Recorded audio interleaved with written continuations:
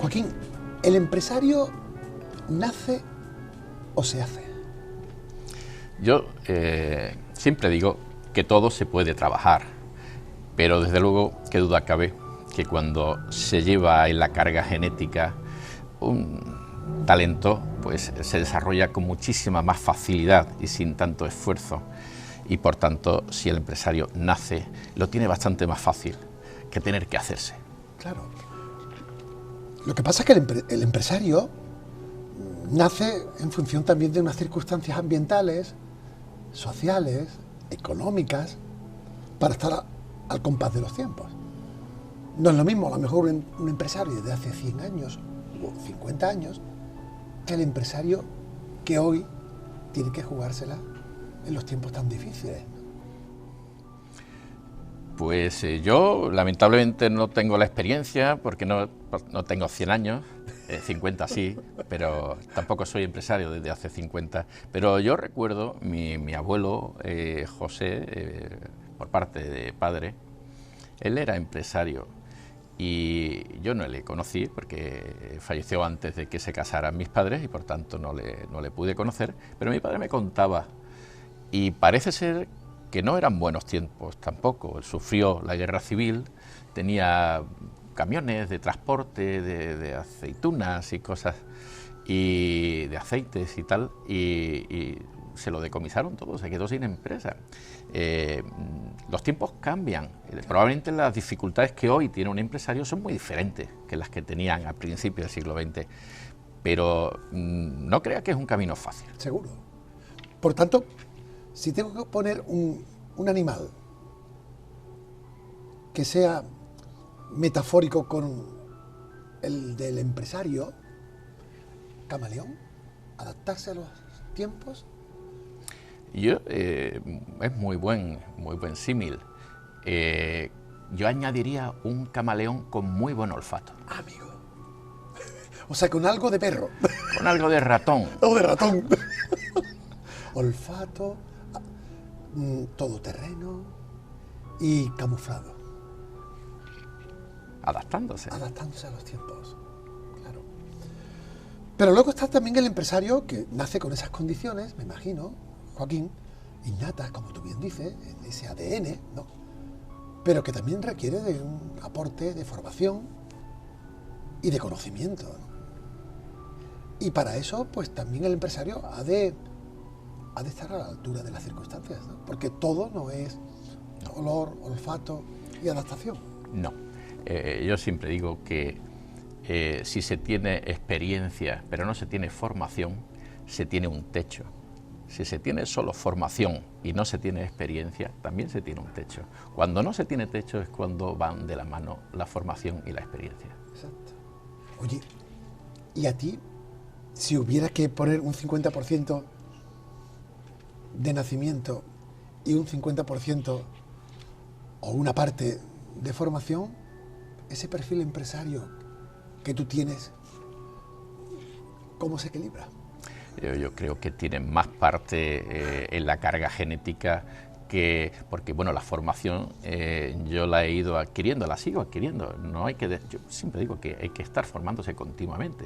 Yo sigo estudiando, porque si quieres estar al día, estamos en la era de la comunicación. Ahora todo fluye de una manera muy rápida, en la era digital todo es muy rápido, todo corre mucho. Si no te quieres quedar atrás, tienes que estar actualizado y tienes que seguir estudiando continuamente.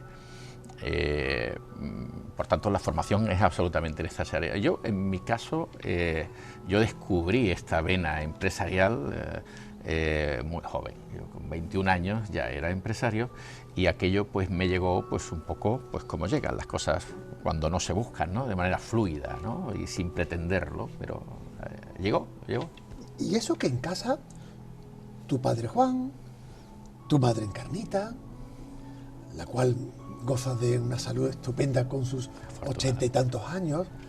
Juan, tu padre, era conductor, empleado de la empresa malagueña de transporte en su época, ¿no? Lógicamente, conductor de autobús urbano. Sí. ¿no? Porque no habría ni MT. Sí. Ya había MT, sí, ¿no? Sí. Vale. Quizás tengas que remontarte a tu abuelo. Probablemente, porque mi abuelo sí que era empresario. Yo no sé de dónde me llega esa vena empresarial, ¿no? Ese espíritu de emprendimiento. Probablemente, lo he pensado muchas veces, quizás por la parte paterna. Mi abuelo Juan mi abuelo José era empresario. Mi abuelo, por parte materna, Joaquín, no era empresario, pero era una persona que tenía mucho olfato, ¿eh? Era una persona que, a pesar de no tener formación alguna, él era analfabeto, claro. Él no sabía ni leer ni escribir, sin embargo, llevaba en su época, estamos hablando de mi abuelo Joaquín nació en el año 1900, y por tanto en aquella época él, de muy joven, trabajaba en el puerto de Málaga y contabilizaba la entrada y salida de mercancías con una libreta, contando crucecitas, y que él tenía su manera, ¿no? Ese su era estilo. El ordenador. Ese era el portátil, ¿no? De entonces. Claro. Ahora que te remontas a esa época de hace 80, 70, 50 años, ¿no? ¿Cómo tendrían que ser aquellos empresarios con tantas cualidades personales, innatas, de cuna? Porque un empresario en aquella época de tu abuelo y de los de por entonces, ¿cómo se podían formar si no había facultades para ello, y si las había eran para unos selectos donde no acudía la mayoría? No había másteres, no había referentes, era el hombre de negocios. O el comerciante. Eso de emprendedor ni existía. Bueno, esto no es muy moderno, ¿no? Claro, ese término. era la persona que tenía ese olfato. Correcto, es así, ¿no? Entonces alguien que, de pronto decidía trabajar por su cuenta, arriesgarse. El riesgo siempre está ahí, ¿no? Muchas veces, un empresario es alguien que arriesga su patrimonio, arriesga su familia muchas veces y lo arriesga todo, ¿no? Constantemente, además. Claro. De ahí que la evolución de los tiempos hacen que ese perfil del empresario, sin perder la parte humana, la parte de cuna, hoy pues requiera de una actualización continua, como te pasa a ti, que como bien has dicho sigues estudiando y sigues además intentando ayudar a aquellos otros empresarios que, en base a la experiencia que tú has acumulado y a tu conocimiento, pues haces lo posible porque sus empresas, la figura de mentor de empresas, prosperen. Eso de mentor, ¿cómo se lo explicamos a los que nos están viendo, Joaquín? Asesor, mentor. Quizás son connotaciones que hay que buscar un poco, ¿no? El asesor quizás está más relacionado con el asesor fiscal, el asesor laboral, ¿no? Tiene esa connotación más cercana. ¿Más directamente la gestión? Sí, quizás, pero de una manera poco personalizada muchas veces, ¿verdad? Vale. Yo siempre hablo con compañeros y yo he tenido siempre asesores fiscales y laborales y rara vez, ¿no? Ese asesor fiscal o laboral acude a tu empresa a preguntarte cómo te van las cosas y a ayudarte a diseñar una estrategia, ¿verdad? Esto no se suele relacionar directamente con los asesores, ¿no? Luego están los consultores, que es otra fórmula diferente, pues los consultores suelen estar muy especializados en materias concretas. Objetivos. Sí, pero muy concretos, especializados en algo y a lo que tú acudes y tal. Quizás el término mentor está más relacionado con alguien que ha tenido ya una trayectoria, porque pues existe el Consejo Andaluz de Mentores de Empresas, que es un... ¿Tú eres presidente? Sí, sí. Y entonces se regula un poco esa figura, ¿no? Es decir, oye, para ser mentor de empresas, como mínimo debes tener una trayectoria en el mundo empresarial, como mínimo de 15 años de experiencia. Yo tengo 35. No está mal. Como mínimo en una posición directiva. Yo he sido CEO toda mi vida. Y por tanto es un perfil en el que se espera que ya hayas adquirido una experiencia, ¿no? En el caso del asesor, no. Un asesor puede ser cualquiera, que terminó ayer. Un técnico. Un técnico. Más bien. Sí. Mientras que un mentor es algo más que un técnico. Bueno, tiene que ser técnico también. Por supuesto, por eso algo más. Algo más, efectivamente. Claro. De ahí que la experiencia sea un grado. Aquí es fundamental para poder ser consejero. A mí me gusta el término consejero, ¿no? Porque describe un poco esto, la mentorización, en que es decir, se trata de dar consejos. Y sobre todo, entiendo, Joaquín, por lo que aprendo de ti, sobre conceptos filosóficos, sobre esencias, pragmatismo sí, pero sobre todo sentido del por qué estamos con este negocio. Sí. Así es. Con esta empresa. Incluso ¿Qué es lo que tú quieres? ¿Cuáles son tus tiempos? ¿Cómo lo hacemos? ¿Qué personas tienes? ¿Qué piensas? Es un poco quizás penetrar en el empresario y en función de ese perfil que el empresario nos pueda dar, el mentor le dice, pues oye, en función de tu carácter, de tu pensamiento a lo mejor, por aquí o por allá puede ir la cosa mejor, ¿no? Así es, incluso, Paco, llegando al terreno personal. Claro, a mí algunos clientes me dicen, también me baja, oye, ¿cómo te va con tu pareja, con tu familia? Bueno, y esto también. ¿Y por qué no? Sí, es que es fundamental, claro. Porque así como tengas un equilibrio emocional en tu familia, lo vas a repercutir de una manera positiva o negativa. Porque la empresa va a casa, claro, ¿verdad? Sí, inevitablemente. Claro, Se por la intenta mañana, evitar, pero por la noche, en la ducha, en la cama. fines de semana. La empresa claro. siempre está. Sí. Entonces la parte sentimental, la parte familiar está muy unida. Entonces cuando yo detecto que un empresario puede tener amenazas, ¿no? Relacionadas también con su vida familiar, intento también ayudarle en ese aspecto para equilibrar y que pueda estar al 100% orientado hacia diseño de estrategia y el interés general y el interés de la empresa. ¿Quién se lo iba a decir a ese Joaquín victoriano, tercero de la familia, de 3 hermanos, 2 hermanas y tú? No, un hermano. Un hermano, una hermana y yo. tú, tú el pequeño, barrio de la Victoria, como digo. Eras muy pilluelo, eras de estos que te pasaban las horas en la calle. ¿Cómo era el niño Joaquín? Tonto. Era ¿Por muy qué tonto? tonto? Era muy tonto. Yo tengo que confesarlo porque no me da vergüenza admitirlo. Yo era un niño.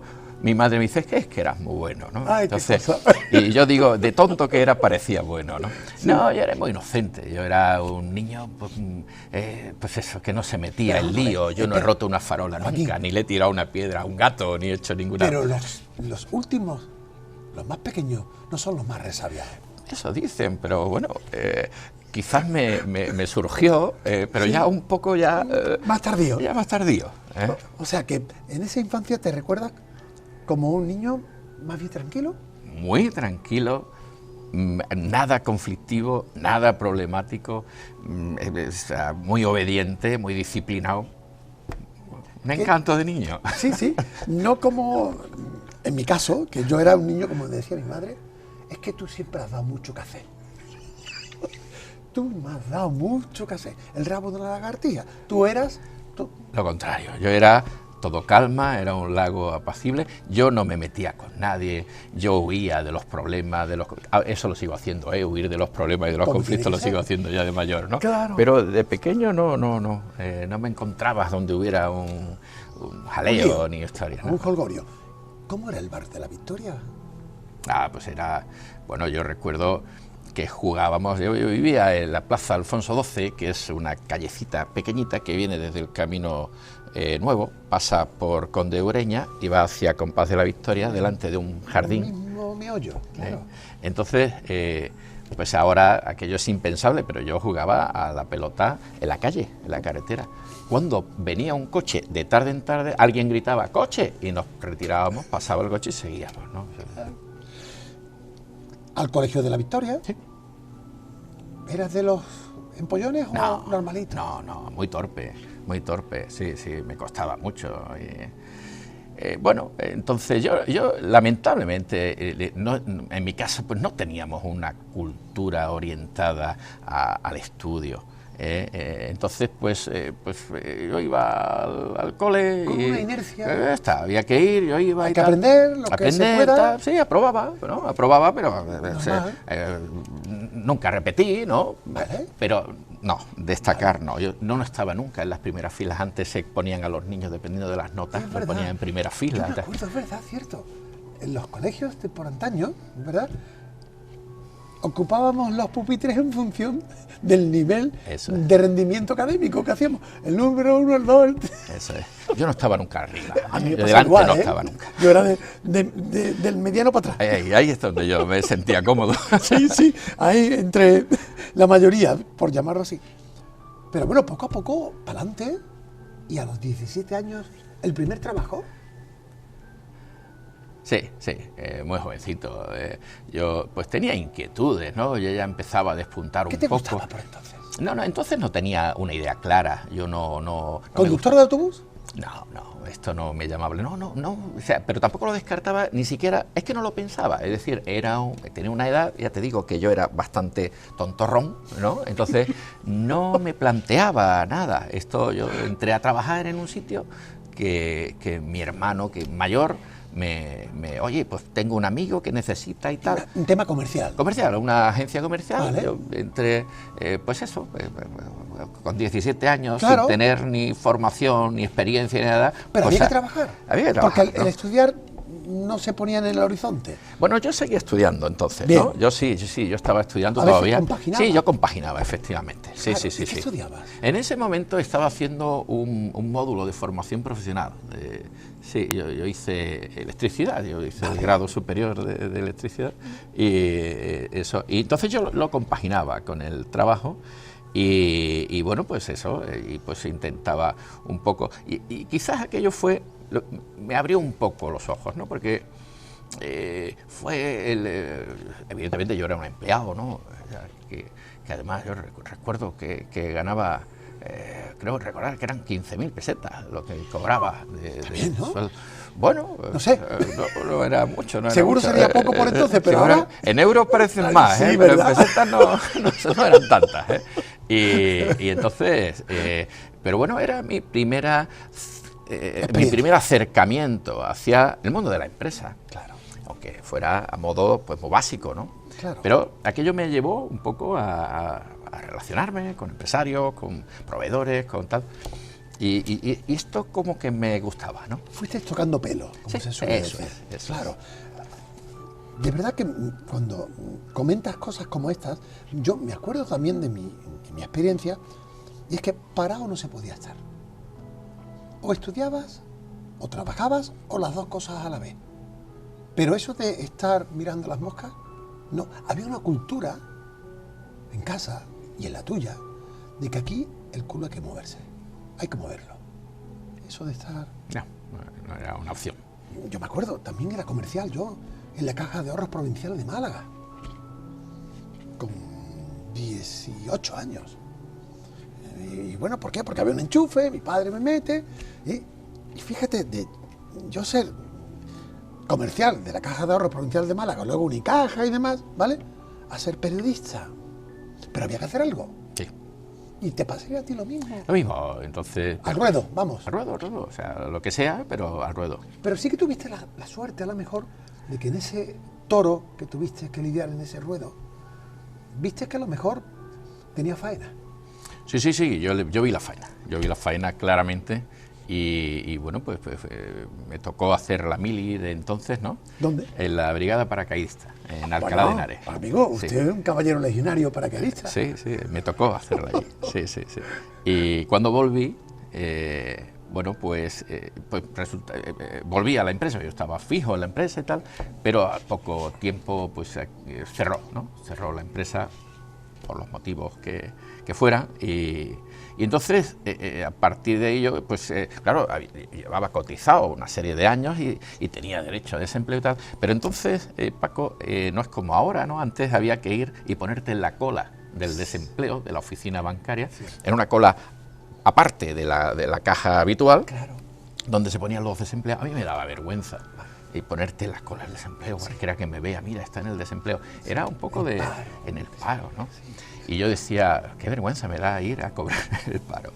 Y entonces, en ese momento, creo que sigue estando ahora, no sé si de la misma manera o no, pero existía la modalidad de pago único, y entonces te adelantaban parte de lo que te correspondía de desempleo, y te lo adelantaban, te lo daban. Es decir, en vez de prolongártelo en el tiempo que tuvieras de paro, un año y medio o dos, es verdad, había esa modalidad de pago completo, con el ánimo de que la gente emprendiera a lo mejor alguna actividad. Sí, te tenías que hacer autónomo y emprender alguna actividad. ¿Y tú elegiste esa opción? Sí. Yo creo que estuve un mes o dos nada más cobrando el desempleo. ¿Cuánto dinerito? Pues muy poco. O sea, ¿suficiente para montar algo? No, probablemente no. Pero bueno, tampoco cuando yo empecé, tampoco necesitaba muchísima infraestructura, ¿no? Yo estaba en esta empresa donde estuve trabajando, pues había una distribución de productos químicos, y entonces esto fue un poco lo que me llevó luego a trabajar, a emprender sobre una empresa de tratamientos técnicos de pavimentos y fachadas, piedra natural. ¿Con la construcción? Sí, con la construcción. Que ahí tuviste un ámbito y un tiempo importante, ¿no? Bueno, yo estuve en el sector de la construcción, empecé así, pero luego pues evolucioné 20 años en el sector, y estuve luego ya pues... En fin, una trayectoria de 20 años, hay muchas cosas que contar. Terminé, pues tenía 6 empresas luego. ¿6 empresas relacionadas con el mundo de la construcción? Sí, promotoras, constructoras, inmobiliarias, empresas de servicios. ¿Con 20 y tantos años? Sí, esto pues con 28, 29 años ya tenía pues varias empresas, sí, hasta el año 2006 concretamente, que intuí que iba a haber, estábamos en un momento dulce en el sector de la construcción, un boom en la Costa del Sol. Sí, la provincia, Málaga y provincia, sí, vale. Sí. Y entonces yo pues intuí que iba a haber un cambio de ciclo, y de una manera ordenada, sin deberle dinero a nadie, sin que nadie me debiera a mí, decidí salirme de un sector en el que llevaba 20 años. Después de 20 años muy bien. De que creas 6 empresas relacionadas con el mundo de la construcción, dices, hasta aquí hemos llegado. Me voy, me salgo, olfateo que esto tiene que cambiar, hay un ciclo que se cierra, otro que se abre. Sí. Entonces me decían que estaba loco, ¿no? Porque claro... ¿Te habías casado? Sí. ¿Tenías hijos? Sí, 2. Sí. Qué valiente. Sí, aquello era... bueno, no sé si valiente o superviviente, no lo sé bien, ¿eh? Porque entonces me llamaban loco, claro, decía, se ha vuelto loco. Pero si esto va bien. Sí, muy bien. Además, todas las empresas tenían EBITDA positivo, todas estaban generando beneficios. ¿Y tú eras la cabeza visible claro, de la empresa? Sí. Y entonces, pues sí, yo no tenía socios, era el único propietario. Sí. Claro. Y entonces, pero yo vi clarísimo que iba a haber ese cambio, que iba a ocurrir. Yo no sabía ni cuándo, ni cómo, ni por... Vaya, el por qué sí lo entendía. ¿Qué años era? 2006. En el año 2006 yo... La crisis gorda llega en el 2008. Sí, 7, 8, sí. ¿Algo percibiste? Sí, percibí lo que te estoy diciendo. Paco, yo estoy una noche cenando con mi mujer. Mi mujer es maestra, ahora es directora de una escuela pública, entonces era maestra nada más. Y estamos con una compañera suya, bastante más joven que ella, y estábamos cenando, y entonces me dice esta chica, pues yo soy colega tuyo también, porque yo hago inversiones, yo doy la señal de varios pisos, de varias casas, y luego las revendo. Y entonces yo doy 3.000 euros por cada una de ellas, y luego las revendo en 4, en 5, en 6.000 euros. Vale. Y esto lo viene haciendo mi tía, ella me lo contó, y yo pues lo estoy haciendo, por tanto, también soy colega tuyo. Exacto. ¿Y qué pasa? Y entonces digo, oye, y si no, tú no tuvieras, esto se le llamaba un pase, entonces se le llamaba el pase, tú habías comprado, tenías los derechos adquiridos de la vivienda, pero no tenías intención de comprarla. Vale. Buscabas a alguien a quien darle el pase, te ganabas esto y ya está.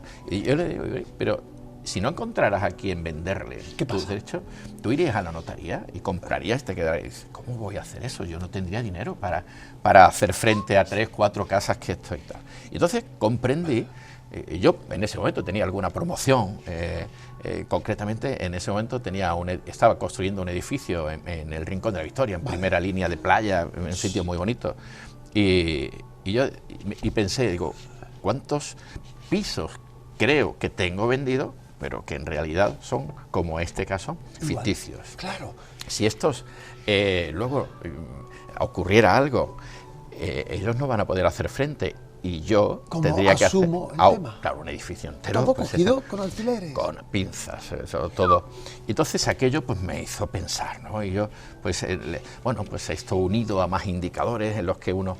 Y entonces decidí salirme, pero como te digo, ordenadamente. Yo le regalé mis empresas a las personas que trabajaban conmigo. ¿Le viste las orejas al lobo? Sí, se las vi claramente.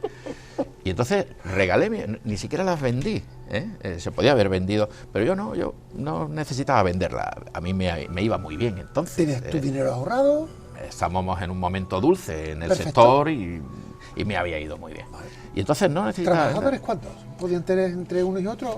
Pues en ese momento, pues no lo sé, igual 60, 70. Unos poquitos. Sí, unos cuantos. Sí. Que también se podían quedar un poco fuera de juego. Sí, porque es que además no tenía sentido. ¿Cómo cierro una empresa que está funcionando, que está generando beneficios? ¿Qué sentido ¿Qué tiene? motivo hay? Claro, para cerrar esto. Y tú dices que... No, yo se la regalé. Que yo me voy, pero yo regalo. Sí, lo regalo. No vendo. No vendo. Oye, entonces decidí quién de la empresa que yo tenía, quién tenía un perfil que podía hacerse cargo de aquello y bueno, pues la regalo, pero para que seas tú quien la dirija y quien la lleve y tal. Alguna sigue funcionando. Sigue funcionando. Sí. Y entonces la gente decía, Joaquín se ha vuelto loco, está regalando furgonetas, maquinarias, no sé cuánto, ¿no? Se ha vuelto loco, ¿no? Luego... ¿En casa qué decía? A mí me han respetado siempre, han entendido, sí, siempre está... ¿Tú sabrás por qué? Tú sabes, Frank, normalmente no sueles equivocarte. Vale, hay confianza. Hay confianza. ¿Seguro que algo...? Sí, esto siempre ha habido, en ese sentido... ¿A empezar de nuevo? Sí, bueno... Con el bagaje que ya acumulaba. Sí, no es lo mismo. Pero aquí no había pago único, ¿eh? Aquí no había pago único, aquí era bastante más cómodo ya. Claro. Y entonces, en el año 2007 inicio una nueva actividad empresarial y del sector de la construcción me voy al sector salud y monto una clínica dental. Noche y el día. Sí. O sea, del ladrillo, nada que ver, por llamarlo así, Mm. te vas a la odontología. A la odontología. Entonces, claro... ¿Casado? ¿Con dos hijos? ¿No? Sí. ¿O dos hijas? 2 hijas. Patricia y Nuria. Y Nuria. Que alguna de ellas algo o mucho tienen de ti. Sí. Bueno, no por el hecho de que sean su padre, sino también por el olfato. Quizás sí, la mayor ya pues se le está empezando a notar, ella está ya, le está saliendo esa vena emprendedora. ¿Y tú te ves en ella? Sí, lo que pasa es que yo le digo, ya me hubiera gustado a mí tener los recursos que tienes tú cuando yo empezaba. ¿Tú eres mentor de ella? Sí, sí, y es muy obediente, me hace caso ciegamente. Claro. ¿Ella es Patricia o Nuria? Patricia. ¿Y Nuria? Estudia odontología. ¡Qué cosa! Genial. Por la parte de la vena empresarial y por la parte de tu última actividad empresarial en cuanto a la odontología. ¿Te lo habías pensado alguna vez que ibas a tener dos hijas con semejantes perfiles? No, para nada. Es más, yo, Paco, nunca me he preocupado por... Muchas veces los padres tenemos esa preocupación. Mi hijo, ¿qué va a estudiar? ¿Qué va a hacer? ¿A qué se va a dedicar? Yo nunca he tenido esa preocupación. Siempre he sabido que de alguna manera iba a llegar un momento en el que de una manera fluida, sin buscarlo, iba a salir aquello a lo que cada uno de ellos... Porque, bueno, pues lo mismo me ocurrió a mí y lo vi pues absolutamente natural, ¿no? Y una cosa busca la otra y en el caso de mis hijos exactamente igual. ¿Te arrepientes en algún momento de que tanta actividad empresarial pudiera dejar a un lado a la familia? Yo he intentado que eso no ocurra. Y digo que lo he intentado porque no siempre lo he conseguido. Hay veces que no tienes más remedio que viajar, que moverte. Por la esclavitud que supone ser empresario. Sí. Esto muchas veces parece desde fuera que es algo dulce, ¿no? Sobre todo si te van bien las cosas. Pero eso se lo dirás a tus empresarios a los cuales les ayudas. Sí, claro. Que la familia es muy importante. Sí, es muy importante, es muy importante. Yo hice un pequeño estudio, estaba escribiendo mi segundo libro y reflexionaba respecto a que las personas, una misma persona, piensa de manera diferente dependiendo la edad que tiene. No pensamos igual cuando tenemos 20 que 30 que 50. Y sin embargo, siempre habrás oído muchas veces decir, todo lo hemos dicho en alguna ocasión, a mí me gustaría tener 30 años menos, pero sabiendo lo que sé ahora. ¿Por qué? Porque entiendo que ahora sé más que antes. Soy más sabio con el paso de los años. Y entonces no pensamos igual, vamos evolucionando. Entonces yo me preguntaba, si yo cuando tenía 20 años pensaba de una manera, a los 30 de otra, y a los 50 pienso de otra manera, ¿qué voy a pensar? Pero cada vez pienso que soy más sabio. ¿Qué voy a pensar cuando tenga 80? ¿No? Y entonces decidí despejar la incógnita visitando geriátricos, residencias de mayores, a los que entrevistaba. Pedía permiso para entrar y les entrevistaba y les preguntaba, ¿qué es lo más importante en la vida de una persona? A alguien, un octogenario que ya tiene una vida entera a sus espaldas y ha podido experimentarlo. ¿Qué conclusiones sacaste? Es curioso, Paco, porque de manera... el 100% respondía lo mismo, de manera diferente, cada uno lo decía de una forma, ¿verdad? Claro. Pero todos coincidían en asegurar que lo más importante en la vida son los seres queridos, las personas que tienes en tu entorno. Fíjate. Y entonces esto me invitó a pensar, ¿no? Porque ahora probablemente tengamos la oportunidad de rectificar, ¿no? Si estamos equivocándonos. Hay tiempo. A tiempo. Claro. De ahí ese aprendizaje que a lo mejor no aprovechamos de los mayores, ¿no? Que los dejamos ahí un poco apartados, sin esa sabiduría que pueden dar a los demás. Oye, por tanto, dejamos el ladrillo, 6 empresas de la construcción o relacionadas con el mundo de la inmobiliaria y de la construcción, y aparece la odontología. Y Málaga se te queda corta y te haces empresario nacional. Bueno, sí, primero pues Málaga, luego... Al principio me decían, pero si tú no eres odontólogo, ¿cómo te metes? Yo decía, pero tampoco era albañil ni arquitecto y tenía constructoras y tenía... Yo soy empresario. De lo que sé y se me da bien es gestionar empresas. Claro. Esto me da igual vender ladrillos que vender tratamientos sanitarios. ¿Por qué? Porque al final el ladrillo lo pone un albañil, el proyecto lo hace un arquitecto y la boca se la va a atender un odontólogo. Exacto. Yo no, yo solo gestiono y dirijo la empresa. Claro. Bueno, pues aquella gente que me tachaban un poco, me tildaban de loco cuando regalaba mis cosas y tal. En el año 2008, 2009 me decían que era un visionario. ¿Cómo te diste cuenta, no? Cuando llegó la crisis, dije, pero ¿cómo te diste cuenta? ¿Cómo te pudiste salir a tiempo antes de que tal? Y probablemente ni era un loco entonces, ni tampoco era tan erudito después, ¿no? Pero sí, ese olfato, esa sensibilidad que antes hablamos, de que ese talento que a lo mejor debe tener el empresario, ¿no? Claro. De intuir las cosas basándote, desde luego, en indicadores potentes. ¿Y cómo te diste cuenta de que el tema de la odontología era una oportunidad de negocio? Bueno, yo tenía claro, Paco, que no podía emprender nada que estuviera relacionado con el mundo de la construcción, que había intuido que aquello se iba a caer, no valía ponerme a fabricar ventanas de aluminio, porque al final me iba a salpicar igualmente. Claro. No podía tener nada. Y entonces lo que hice fue que me fui a Valencia Entonces estaba la feria de franquicias más Sí. importante de España, estaba en Valencia, ahora ya es en Madrid, pero Vale. entonces era en Valencia. Sí. Y me fui a visitar la feria de franquicias, porque claro, si tú quieres saber del sector de la restauración, te vas a un restaurante y le dices al dueño, oye, dame la cuenta de explotación, dime la rentabilidad que te manda, dices si vas a comer y si no te vas a la calle, no te van a dar información. Claro que sí. Pero en una feria de franquicias, allí sí que te dan información del negocio en sí, de las oportunidades, de las ventajas y demás, ¿no? Y entonces estuve analizando todos los sectores que tenía oportunidad de analizar. Y uno de ellos Y uno de ellos era el sector salud, la odontología concretamente, que, era por un cierto, momento dulce. sigue teniendo un boom tremendo. Sigue teniéndolo, lo que pasa es que ya es diferente. ¿Ha tocado techo? Bueno, yo creo que no, techo no, pero no es, no, yo lo tuve más fácil. Claro, En el año 2007. ¿Tú arrancabas? Sí, yo arrancaba en un momento en el que no había una competencia tan voraz como hay hoy y por tanto esa parte era más dulce. ¿Cuántas clínicas?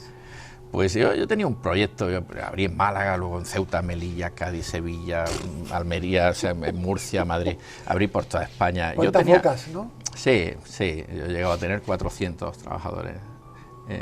Y entonces yo tenía un proyecto para estar, mi idea era, iba camino de conseguirlo, estar entre las 4 cadenas de clínicas dentales más importantes del país, ¿no? A nivel nacional. Iba camino, o sea, probablemente, no sé nunca si lo hubiera conseguido o no, porque en mitad de todo esto, un día, pues estoy de vacaciones con mi mujer y unos amigos en la calle Laurel, en Logroño, tomándonos unos vinos allí, en aquella calle tan famosa. Y alguien me llama y me dice, oye, no nos conoces, pero somos un fondo de inversión y te seguimos, nos gusta lo que haces y tal, y te queremos hacer una propuesta para comprarte la empresa. ¿Cuántas clínicas tenías? Entonces, pues, podían ser entre 10 y 15 en ese momento. Ya estaba la cosa proyectada. Sí. Y había ya horizonte. No, pero además con en fin... buenos resultados. Con muy buenos resultados. Es decir, estábamos... Es más, cuando te llamaron no sería porque Claro, la cosa iría regular. Evidentemente. ¿Y sí. qué pasó? Pues que me enfadé, que le dije, bueno, pero dice, ¿quién te ha dicho que yo tengo interés en vender mi empresa? Si tengo una empresa maravillosa que me ilusiona mucho. Estaba poniendo una carnada. Sí.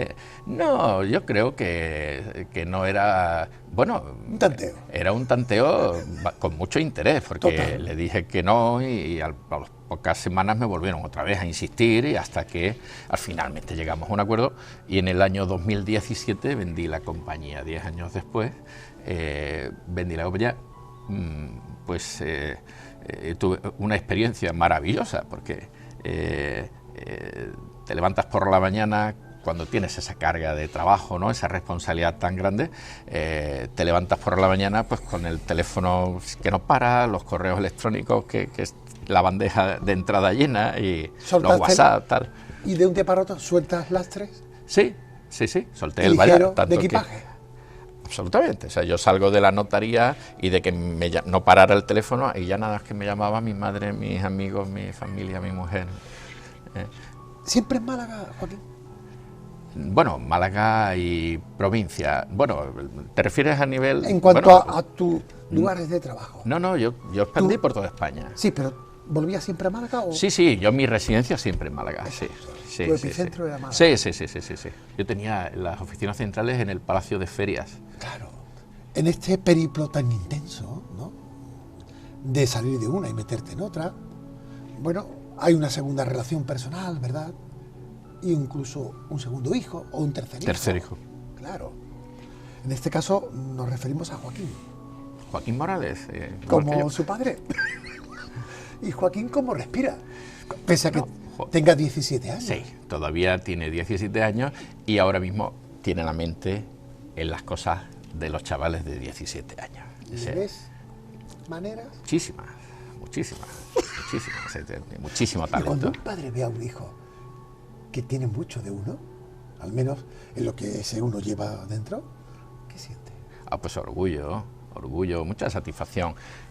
Pero igual que te decía antes de mis dos hijas, Claro. con mi hijo pasa lo mismo. Yo no esfuerzo la máquina, o sea, no pretendo. A él le Cosa- gusta el diseño gráfico, quiere estudiar, hacer un grado de diseño, un grado universitario de diseño gráfico y tal. Quería irse a Barcelona, ahora ya ha cambiado de destino, ya quiere.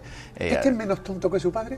Este es mucho menos tonto. Con 17 años yo, absolutamente perdido, ¿no?, en la inopia, ¿eh? Este es muy despierto. Sí, Claro. sí. A mí me da muchísima envidia por el carácter, por la lucidez, por el talento, por el conocimiento y sobre todo por los medios y la infraestructura que tienen mis hijos, que ya me hubiera gustado a mí tenerla. Joaquín, pueden pensar algunos que tú has sido un autodidacta. No, Sí, lo he sido. pero también has sido una persona que te has ido formando Sí. a medida que te ibas haciendo cada vez más emprendedor y más empresario. Unos cuantos másteres hay en tu currículum. Sí, creo que 6, creo, sí. Exacto, donde, oye, sí, llevo mucho por dentro que me viene de cuna, pero también uno ha puesto los codos para empollar, Sí. estudiar y salir adelante. Sí, yo me he ido formando siempre. Es que si no hay formación en paralelo, Te falta algo por mucho fundamental. olfato. 2016, 17 es cuando se corta el 17. tema. ¿Y qué pasa ahí, Joaquín? Pues nada, pues estoy pues plenamente feliz, ¿verdad? Y ocioso, ¿eh? Entonces, pues esto es pues un tiempo en el que dices qué maravilla, y mientras que reaccionas y tal, pasan unos meses, pero luego pues se te vuelve otra vez a activar esta vena emprendedora y tú dices, pero es que yo soy empresario de vocación. Claro. A mí es que me gusta esto. Y entonces, pero claro, ya uno pues dice, oye, ya lo que no me apetece es seguir teniendo plantilla, seguir teniendo empleados, tal. Arriesgando. No, arriesgando no me da pereza. O sea, que si el toro sale, algún Sí. pase se lleva. Lo que no me apetecía era, pues eso, tener plantilla de nuevo, porque bueno, pues Cargas. estas cosas sí, esto te obliga a estar pues más pendiente. Más en el día a día. Vas en el día a día, una responsabilidad mayor, y entonces de una manera, pues sin pretenderlo, sin buscarlo, amigos, empresarios, pues me pedían consejos. Oye, Joaquín, tú que tienes experiencia en esto, ¿tú cómo harías esto? Tengo que llegar aquí, ¿tú cómo crees que debo hacer? ¿Qué estrategia? No sé qué. Quiero vender mi empresa, dame algún consejo. Te veían como referente, Sí. con un bagaje Sí. que en función de tu experiencia puede servir a los amigos, Claro. a los conocidos. Claro. Y a ti se te enciende la bombilla. Sí, digo, bueno, y pues esto era algo pues natural, ¿no? Que me preguntaran unos y otros y tal, y bueno, pues y lo reorienté para darle un carácter formal y profesional. Vale. Y entonces fue cuando diseñé un poco pues el modelo de negocio con perfil profesional, ¿no? Y orientado a diseñar un poco pues eso, la imagen mía como mentor de empresa. Claro. Y tal. Me formé en la Universidad de La Rioja como mentor, ¿no? Solo hay un título universitario en España. Fíjate. Como mentor de empresa. Curioso. Y lo tengo, vaya. Qué bueno. Siempre me he ido formando continuamente en todo, y aquí también tenía esa necesidad. También hice formación de coaching, y muy útil también. ¿Te pusiste herramientas al día? Sí, me puse. Porque esto, si no te pones al día, Es que no es lo mismo. pasa el Es- tren y pierdes. Sí, no, pero no porque pase el tren, sino porque no vas a dar todo lo que pueden esperar de ti. Por la competencia. Pero no los por la tiempos. no creas que hay competencia No hay en tanta. esto. No. ¿Y los tiempos no son poco propicios para la empresa? No, son muy propicios. En este momento hay oportunidades extraordinariamente interesantes. Amigo. Sí, lo que pasa que tú hablabas del tren, de las oportunidades, ¿no? Yo siempre digo que ese tren es invisible, ni hace ruido ni echa humo. Se te para en la puerta y tú tienes que tener ese olfato para saber que está en este momento y me subo o lo desaprovecho. Claro. Esto funciona así. ¿Hay muchos trenes ahora? Hay muchos trenes, lo que pasa es que siguen siendo invisibles. Claro. Y tienes que tener esa percepción, ¿no? Para saber que está en este momento a tu disposición y te puedes subir en él. Pero básicamente el éxito en una empresa se basa en la toma de decisiones. tú para llegar a un destino puedes coger por muchos caminos diferentes. Uno te lleva a un precipicio, el otro a una autopista, el otro a una montaña, a un valle. Cada camino tiene un destino diferente. Tú tienes que definir primero el objetivo, porque si tú coges un barco, sales a la mar y no has definido dónde quieres llegar, pues navegas a la deriva, ¿o no? Bueno, a la deriva o con motor, pero no sabes. Y un día llegas a una isla de caníbales, te meten en la olla rodeadito de patatas y le echas la culpa al mundo, porque nunca la tiene uno, ¿verdad? Claro. La culpa siempre es de los demás, a la tormenta. Y dices, no, pero es que igual no has definido a dónde querías llegar. Rumbo. Si hubieras definido ese rumbo, hubieras cogido una carta marina, hubieras hecho tu trabajo, pues igual estarías en el Caribe o en algún sitio apetecible. O sea, primero hay que coger un buen barco. Primero hay que definir dónde quiero ir y luego cojo el barco. Y luego cojo el barco, amigo. O el avión. Correcto. Hay muchas oportunidades ahora, pese a los tiempos que aparentan ser difíciles. No aparentan, son difíciles. Siempre han sido difíciles. Yo superé la crisis del 89, superé la crisis del 92. El 89 fue el lunes negro, el 92 fue las Olimpiadas y la Expo 92, que parecía que se había gastado ya todo el trabajo, ¿no? Sí, y ya llegó la crisis después. Y superé la crisis del 2007. O sea, que alguna cicatriz. Yo he crecido después de cada una de esas crisis, es decir, claro que hay oportunidades, claro que es un momento difícil, pero siempre ha habido momentos difíciles. Te lo pregunto de una manera más directa. Joaquín, ¿dónde están los mejores nichos de negocio ahora? Esto es algo difícil de responder porque va a estar muy relacionado con el empresario. No todo el mundo debe emprender cualquier actividad. Lo primero, si tienes vocación empresarial, vas a tenerlo bastante más fácil, pero probablemente hoy la tecnología te ofrece la oportunidad de desarrollarte en un mundo brutal. Hoy se pierden oficios, pero salen nuevos oficios. Por cada oficio que se pierde salen 4 nuevos. Yo siempre he sido muy optimista en esto y muy positivo en el sentido de decir, busca solo el lado de las cosas. Mira, el cerebro tiende a encontrar aquello que tú buscas. Y por tanto, si estás buscando la parte negativa de las cosas, la vas a encontrar, siempre vas a encontrar. Dice, está el vaso por la mitad, nada más, ¿no? Bueno, siempre vas a encontrar la parte negativa porque tu cerebro tiende a encontrarla. Claro. Pero es que también hay una parte positiva. Tengo agua. Seguro. Tengo agua. Claro. Entonces, se trata de orientar tu vida hacia aquello que te aporte y descartar aquello que no te aporta. Y esto es una filosofía que te puedo garantizar que es muy útil. Y sobre todo hay que creérselo, ¿no? Si no te lo crees, ¿a quién se lo vas a vender? Y vámonos. ¿Quién te iba a decir luego, al cabo del tiempo, de esa reconversión que haces de tu profesionalidad, de ser actor directo en la gestión de negocios o de empresas, a ser mentor de empresarios, de negocios, para que de por medio, hace un año y pico, ¿no? Sí. Toc, toc, toc.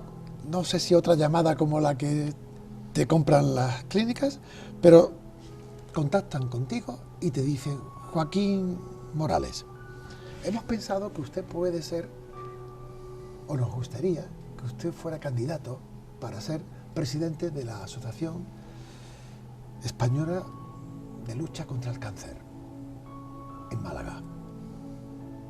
¿Tú te lo esperabas? No, para nada. O sea, ¿qué méritos tiene ahí? Yo no tenía relación absoluta, ninguna. O sea, yo más que allá que el día de la acuestación echar unas monedas como cualquier otra persona, ¿no? Es decir, era la única relación que tenía esa. Y sí que me sorprendió muchísimo. Por eso, por no tener vínculo alguno. Pero tardé medio segundo en responder positivamente. Me apetecía muchísimo. Yo durante toda mi vida he sido empresario y he estado orientado a lo que tiene que estar orientado un empresario. La parte social, sin tenerla abandonada, pero nunca le di... ¿Estaba en primer plano? No estaba en primer plano. Claro. Y entonces yo tenía esa espinita de poder devolverle a la sociedad lo que la sociedad me viene dando a mí desde que tengo uso de razón. Y entonces se me abría, se me ponía ese tren invisible en la puerta, ¿verdad? Y me decía, surgía la oportunidad de, a través de esta posición, ser útil a la sociedad. Y tardé, medio segundo en responder que sí. Mi mujer me decía, pero bueno, ¿y esto lo has pensado? Virginia. Virginia. Vale. Me decía, ¿pero lo has pensado? Esto puede ser, ¿no?, una carga de trabajo, de responsabilidad. Y además aquí no se cobra, ¿no?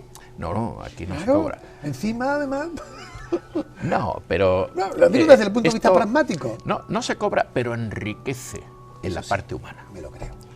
Y eso te aseguro que compensa sobradamente. Me lo creo. Compensa la carencia de la parte económica. Bueno, pues yo afortunadamente no lo necesito, es decir, yo puedo vivir. Sí, claro. me ha ido bien, la vida me ha tratado bien, y por tanto la parte económica no es para mí un problema, afortunadamente. Y como te decía, poder devolver a la sociedad esto, lo que a mí me viene ofreciendo, era algo que me apetecía mucho y que hago con verdadera pasión. Yo siempre me ha gustado ayudar, siempre me ha gustado ser útil, pero claro, el entorno era pues más cercano, ¿no?, familiar, ¿no?, claro, amistades y tal, cercanas. Ahora puedo aspirar a ser público, útil, claro, a algunos colectivos social enormes, ¿no? Cierto. En el ámbito provincial, claro. O sea, después de tantos tiros dados y recibidos, como la vida misma, para sacar adelante el mundo de la empresa, de tus retos profesionales, de buena primera te viene una oportunidad de ser solidario con la gente que lo pasa mal, en este caso por motivos del cáncer. Y ahí me imagino que te quedaste un poco descuadrado con tu mentalidad de objetivo, negocio.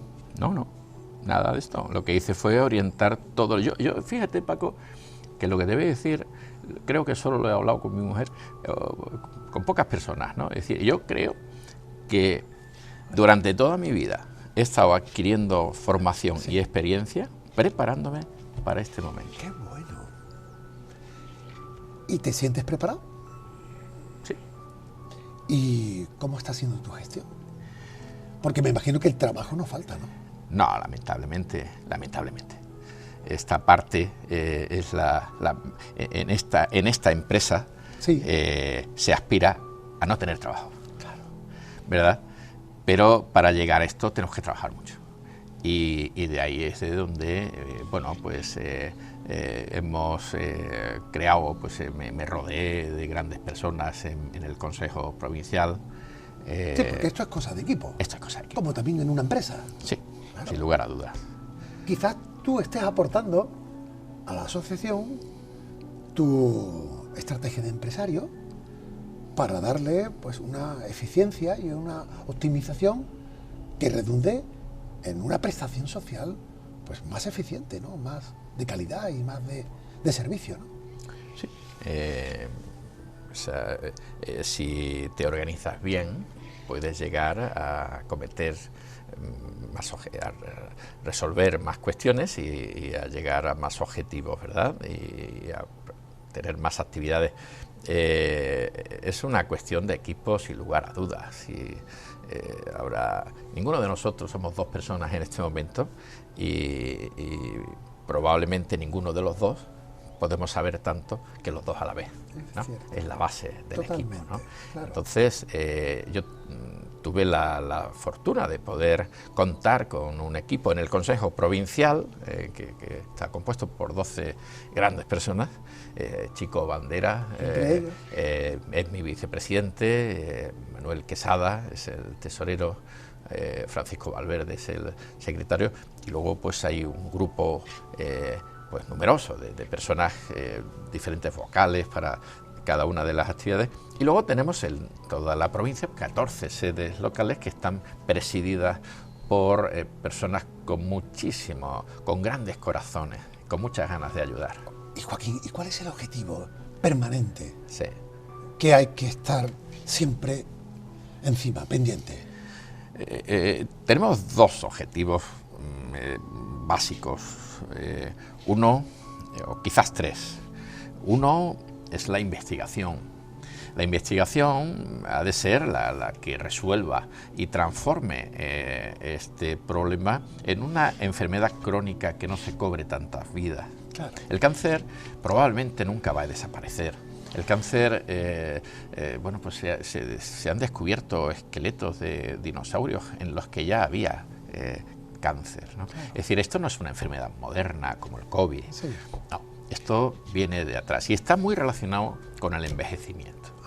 ¿Qué ocurre? Pues que ahora cada vez tenemos una esperanza de vida mayor. Exacto. Por tanto, las posibilidades Potencialmente somos más víctimas. víctimas, ¿no? Claro. Entonces, probablemente, como te digo, no sea una enfermedad que se pueda erradicar. Pero hay que estar ahí. Hay que estar ahí. En guardia, Mayor investigación, investigando. mayor supervivencia. Claro. Entonces, es fundamental la investigación. Luego, por otro lado, está la prevención, que es clave también. Yo siempre digo que solo hay una noticia peor que te diagnostiquen un cáncer, y es que te lo diagnostiquen tarde.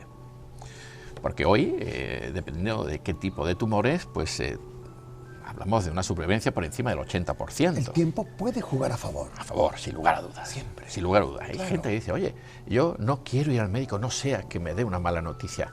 Pero si te tiene que dar una mala noticia, mejor es que te la dé a El tiempo. toro cuanto antes. Entonces, la prevención, la investigación y, desde luego, pues intentar atender la calidad de vida del día a día de los pacientes De los de que cáncer. están ya Claro. sufriendo las De los que ya consecuencias. están sufriendo y de sus Con familiares. esperanzas. Con esperanzas, cada Claro, vez más, cada claro. vez más. Y de sus familiares, porque cuando a alguien le diagnostican un cáncer se le cae el mundo encima. Pero no solo a él o a ella, a su entorno familiar también. Totalmente. Entonces, muchas veces, sobre todo a nivel psicológico, nosotros damos apoyo no solo al paciente, sino también a sus familiares, que también lo necesitan. Claro, claro. Tú eres de carne y hueso, ¿no? Sí. Lo que pasa que estar en un puesto de esa responsabilidad a veces sientes flaquezas. Sí, sí. Esto es algo que yo creo que va con la condición humana. Lo que pasa que pues yo tengo altas dosis de resiliencia y bueno, yo digo de broma siempre que a mí los periodos de duelo me duran 15 minutos, no permito que me duren más, ¿no? Tu cerebro tiene que resetearse cuando tú sufres un trauma del tipo que sea. Muchas veces el periodo de duelo se utiliza solo para cuando ha habido un fallecimiento. No, esto no es así. Cualquier persona que tiene un trauma del tipo que sea te viene abajo, ¿no? Claro, moralmente, claro. te caes y te hundes. Y estás ahí y necesitas resetear ese Sí, cerebro. el duelo ¿no? hay que pasarlo. El duelo hay que pasarlo. Pero en ningún sitio dice que tenga que durar una vida. Permanentemente. Eso es. Entonces yo me reseteo y digo de broma eso de los 15 minutos, porque a veces son 16, ¿verdad? Pero no muchos más. Seguro. No me lo permito a mí No, mismo. además. No. Y en ese resetearse, seguro que el hecho de que los demás sean conscientes de que podemos ayudar, colaborar a una lucha que a todos nos afecta, creo que es fundamental. ¿Cómo se puede estar en la lucha contra el cáncer? Bueno, pues desde muchas posiciones diferentes. Por un lado, pues están los investigadores que hacen una labor maravillosa. Vale, pero digo, desde el ciudadano de a pie, el que dice, bueno, de momento me voy salvando hasta que te toca, y cuando te toca dice, ya te duele, y dice, ¿y esto? ¿Cómo nos enganchamos a ese banderín? Muy fácilmente. Nosotros, la Asociación Española contra el Cáncer, en la columna vertebral somos los voluntarios. Tenemos plantilla, tenemos profesionales que están en plantilla y que nos ayudan porque los necesitamos, son fundamentales. Pero en la columna vertebral es el voluntariado. Nosotros, precisamente en diciembre, se celebra el Día del Voluntariado, el día 5 de diciembre. Nosotros vamos a tener un acto el día 30 de noviembre. Te estoy dando una primicia, esto no lo saben todavía los compañeros de la sede porque lo hemos decidido esta misma mañana. Genial. Y por tanto no ha dado tiempo a contarlo. Entonces tendremos un acto que va a ser entrega de premios a todos nuestros voluntarios, a todos, ¿no? A determinados voluntarios, claro, que han destacado por diferentes materias. Un reconocimiento, ¿no?, por esa aquellos generosidad. Voluntarios que están en los hospitales, Claro. aquellos voluntarios que asisten en domicilio, aquellos voluntarios que transportan a pacientes desde sus casas, porque de toda la provincia nosotros tenemos sede pues, en Ronda y en Nerja como puntos extremos. sí. Estos pacientes vienen a Málaga a ser atendidos de quimio y no siempre tienen medios. El Servicio Andaluz de Salud les aporta una especie de ambulancia, un vehículo, pero en ocasiones tardan hasta 3 horas para desplazarse desde Nerja hasta Málaga, porque tienen que ir parando en cada uno de los Son los pueblos. voluntarios que siempre Son van a poner nuestros. su Sí. trabajo, su tiempo, pero también se puede poner aportaciones económicas, ¿no? Sí, sí. Nosotros vivimos, afortunadamente, de la cuota de nuestros socios. El 60% de los ingresos que obtenemos, porque esto es importante, muchas veces me preguntan, oye, ¿y qué cuestan estos servicios? Yo necesito un psicólogo, necesito un fisioterapeuta, una trabajadora social, ¿qué me va a costar? Nada, no les cuesta nada, cero. Todos los servicios que la Asociación Española contra el Cáncer presta a pacientes y a familiares de pacientes son completamente gratuitos para ellos. Y hay quien te dice, pero es que yo no soy socio de la ECC. No es necesario. Si eres paciente o familiar de paciente, tienes todos los derechos para ser atendido y beneficiarte de todos los servicios que prestamos. Claro, son gratis hacia el paciente, pero evidentemente tienen un coste para nosotros. ¿Cómo conseguimos esto? ¿Cómo conseguimos medios económicos para poder seguir ofreciendo gratuitamente, pues a través de las cuotas de Haciendo nuestros milagros. socios? Haciendo milagros. Concienciando al personal, haciendo galas. Sí. Hay gala a la vista, ¿no? Tenemos el 12 de noviembre una espectacular gala. Yo siempre digo que la Asociación Española contra el Cáncer no es una empresa que organiza eventos. No. No. Pero somos una ONG que necesita recursos para poder luego destinarlos a atender lo que llamamos misión, que es atender a los pacientes. Y necesitamos obtener ingresos. Y de ahí el que hagamos eventos para poder conseguir. Como todos los colectivos.